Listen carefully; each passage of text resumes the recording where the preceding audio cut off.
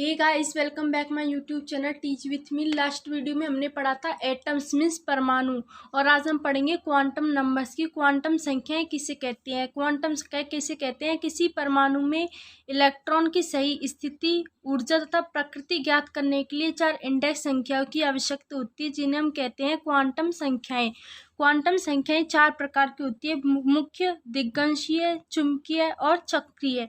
मुख्य क्वांटम संख्याओं को हम हमेशा प्रदर्शित करते हैं स्मॉल एन से, दिग्गंशीय को एल से, चुंबकीय को एम से तथा चक्रीय को एस से। अब हम बारी बारी से पढ़ेंगे कि मुख्य क्वांटम संख्या किसे कहते हैं, दिग्गंशीय किसे कहते हैं, चुंबकीय किसे कहते हैं और चक्रीय किसे कहते हैं। हमारी पहली क्वांटम संख्या है मुख्य क्वांटम संख्या। मुख्य क्वांटम संख्या को हम प्रदर्शित करते हैं स्मॉल एन से, और यह हमें बताती है कोश कक्षा तथा ऊर्जा स्तर के बारे में। कोश किसे कहते हैं, जैसे ये कोई परमाणु है और ये इसमें उपस्थित कोश है। इसकी खोज की थी नील्स बोर ने, और इनके मान चलते हैं, एन का मान चलता है 1 से लेकर अनंत तक। एन क्या है, कोशों की संख्या। कोश, और इन कोशों को नाम दिया जाता है KLMN। जैसे पहला कोश है, उसे नाम दे दिया K, दूसरा L, तीसरा M, ऐसे ही आगे चलते रहते हैं। और इनमें उपस्थित अधिकतम इलेक्ट्रॉनों की संख्या ये हम ज्ञात करते हैं 2n² फॉर्मूला से। जैसे ये कोई परमाणु है और इसमें उपस्थित कोश, इस कोश को हम कह देते हैं KLM। ये कौन सा कोश है, पहला, ये है दूसरा, ये है तीसरा। के में अधिकतम इलेक्ट्रॉनों की संख्या, कि पहले कोश में कितने अधिकतम इलेक्ट्रॉन भर सकते हैं, तो उसे निकालेंगे हम 2n² फॉर्मूला से। 2n², एन के इसके लिए के अर्थात पहले कोश के लिए एन का मान है 1, तो हम इसमें एन का मान 1 रखेंगे। 2 1 का स्क्वायर इक्वल टू 2। तो इसमें अब हम कितने अधिकतम इलेक्ट्रॉन भर सकते हैं, 2। जैसे ये कोई परमाणु है, ये इसके कोश है, तो ये के वाला है, तो इसमें भर सकते हैं हम अधिकतम 2 इलेक्ट्रॉन। इसी तरह एल अर्थात दूसरे कोश में अधिकतम कितने इलेक्ट्रॉन भरे जा सकते हैं, तो ये फॉर्मूले से निकालेंगे। 2n², 2 का स्क्वायर इक्वल टू 8, तो इसमें हम अधिकतम इलेक्ट्रॉन भर सकते हैं 8। इसी तरह तीसरे में 18, चौथे में 32, पांचवें में 50। इस तरह हम इनमें अधिकतम इलेक्ट्रॉनों की संख्या ज्ञात कर।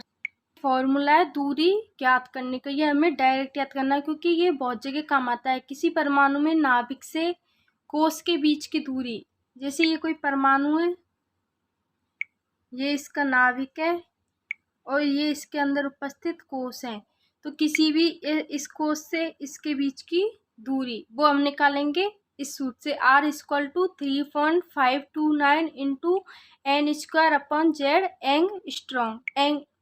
यहाँ R क्या है, दूरी, n² है कोशों की संख्या, Z है परमाणु क्रमांक। n = कोशों की संख्या, Z है परमाणु क्रमांक। हमारा फॉर्मूला था R = 0.529 इंटू n²/z एंगस्ट्रॉम। यहाँ से हम दे सकते हैं R समानुपाती है n² के और R व्युत्क्रमानुपाती है Z के। R समानुपाती है n² के और R व्युत्क्रमानुपाती है Z के। n है कोशों की संख्या और Z है परमाणु क्रमांक। ये n² और R व्युत्क्रमानुपाती है Z। यहाँ पे n है कोशों की संख्या, Z है परमाणु क्रमांक, अर्थात कोशों की संख्या बढ़ने पर दूरी बढ़ेगी और परमाणु क्रमांक बढ़ने पर दूरी घटेगी। और यहाँ हम देखते हैं कि कोश में R का मान बढ़ने का क्रम ये कैसे आया। KLMN कोशों की संख्या हो गई 1 2 3 4 कोशों की संख्या। और यहाँ हम देखते हैं कि R समानुपाती n², n है कोशों की संख्या, तो कोशों की संख्या बढ़ेगी तो दूरी बढ़ेगी। मुख्य क्वांटम संख्या की सहायता से हम परमाणु में उपस्थित इलेक्ट्रॉन की ऊर्जा भी ज्ञात कर सकते हैं। इलेक्ट्रॉन की ऊर्जा ज्ञात करने का फॉर्मूला है E = -13.6 into Z²/n² electron volt.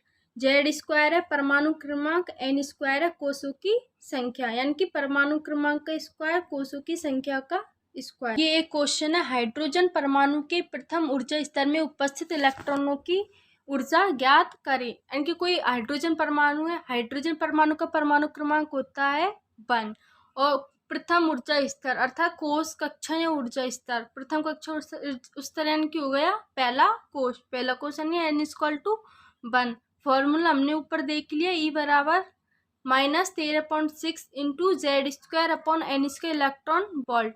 Z² यानी कि परमाणु क्रमांक 1, n यानी कि कोशों की संख्या, प्रथम ऊर्जा स्तर 1, E=-13.6। क्यों क्वांटम संख्या के लिए कोणीय संवेग ज्ञात करने का फॉर्मूला होता है mBr=NH/2। हमने 3 फॉर्मूले देखे हैं, R=0.529 into n² angstrom. Angstrom होता है 10⁻⁻10 मीटर, अगर हमें मीटर में पूछा गया हो तो। दूसरा है परमाणु में उपस्थित इलेक्ट्रॉन की ऊर्जा ज्ञात करने का formula E=-13.6 into Z²/n² electron volt. Z है परमाणु क्रमांक, n है कोशों की संख्या, ऊर्जा है परमाणु क्रमांक के समानुपाती और कोशों की संख्या के व्युत्क्रमानुपाती। अर्थात परमाणु क्रमांक बढ़ेगा तो उसकी ऊर्जा भी बढ़ेगी और कोशों की संख्या बढ़ेगी तो ऊर्जा घटेगी। थर्ड है कोणीय संवेग ज्ञात करने के लिए, वो है mBr=NH/2π। तो मुख्य क्वांटम संख्या हो गई कोश कक्षता ऊर्जा स्तर के बारे में बताने वाली, और इसे हम प्रदर्शित करते हैं n से। इसकी खोज की थी नील्स बोर ने, और n का मान चलता है 1 से लेकर अनंत तक, जिन्हें हम नाम दे सकते हैं KLMN। जैसे पहला कोश है तो उस कोश को नाम दे दिया K, दूसरा L, तीसरा M, ऐसे लगातार चलते रहते हैं। उनमें उपस्थित अधिकतम इलेक्ट्रॉनों की संख्या हम ज्ञात कर सकते हैं 2n² फॉर्मूले से। और है किसी परमाणु में नाभिक से कोश के बीच की दूरी, कोई नाभिक है उससे यानी कि पहला कोश, दूसरा कोश, तीसरा कोश, किसी भी कोश में बीच की दूरी पूछी जाए तो उसका फॉर्मूला होता है R=0.529 इंटू n² एंगस्ट्रॉन्ग। एक एंगस्ट्रॉन्ग बराबर होता है 10⁻10 मीटर।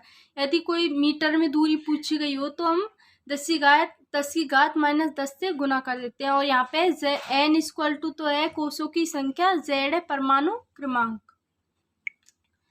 यदि R समानुपाती है n² के और Z व्युत्क्रमानुपाती है परमाणु क्रमांक के, तो कोशों की संख्या जैसे जैसे बढ़ेगी, यानी कि n का मान जैसे जैसे बढ़ेगा, नाभिक से कोश के बीच की दूरी भी बढ़ेगी, और इनकी परमाणु क्रमांक जैसे जैसे बढ़ेगा, नाभिक से कोश के बीच की दूरी घटेगी।